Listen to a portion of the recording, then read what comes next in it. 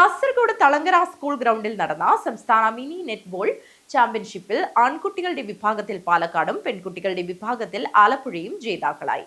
വെറും വാശിയും നിറഞ്ഞ മത്സരങ്ങൾ വീക്ഷിക്കുവാൻ നിരവധി കായിക പ്രേമികളാണ് തളങ്കരയുടെ മണ്ണിലെത്തിയത്.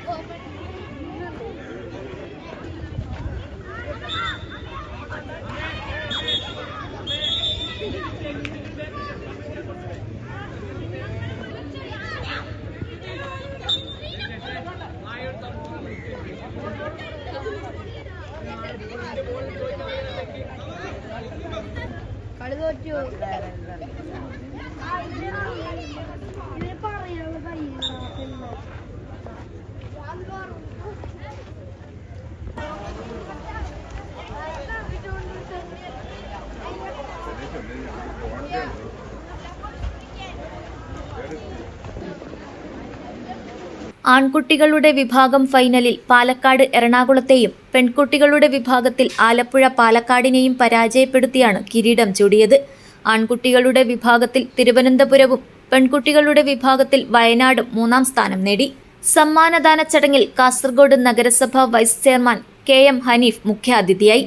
സംസ്ഥാന netball association president S Najmuddeen അധ്യക്ഷത വഹിച്ചു.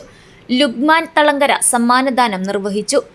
അസോസിയേഷൻ സംസ്ഥാന സെക്രട്ടറി സാബിറ ടീച്ചർ, ജില്ലാ സെക്രട്ടറി ധനേഷ്, മാധ്യമപ്രവർത്തകൻ TA ഷാഫി, സുഫാസ് അബൂബക്കർ, കമറുദ്ദീൻ കമ്മു, ഹനീഫ് DTK, അമാനുല്ല അങ്കാർ എന്നിവർ സംസാരിച്ചു. നഗരസഭാ ചെയർപേഴ്സൺ ഷാഹിന സലീമായിരുന്നു ചാമ്പ്യൻഷിപ്പ് ഉദ്ഘാടനം ചെയ്തത്. അസോസിയേഷൻ ജില്ലാ പ്രസിഡന്റ് കൂടിയായ KM ഹനീഫ് നന്ദി പറഞ്ഞു.